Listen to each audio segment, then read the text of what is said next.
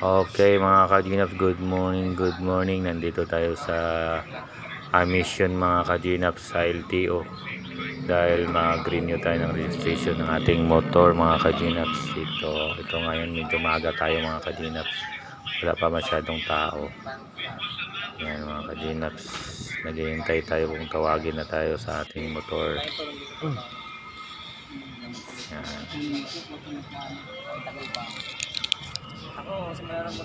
Ang bayad pala mga ka-Ginaps ng emission ng insurance ay 1.5. Hindi pa kasali yung sa LTO mga ka-Ginaps. 1.5 ang bayad dito sa insurance at saka sa emission. Dito tayo sa labas naghihintay, tinicheck na nila mga ka-Ginaps.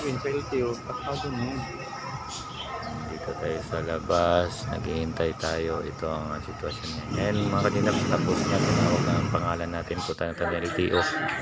Nandito na tayo sa LTO mga ka-Ginaps office. Yan, mahaba-haba ang pila mga ka-Ginaps. Hintay na naman tayo mga ka-Ginaps. Anong oras tatawagin mga ka-Ginaps.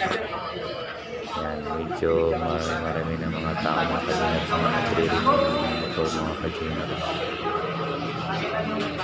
Okay, nandito na tayo sa Caser 9. Dito mag-release ng CR mga ka-Ginaps dito.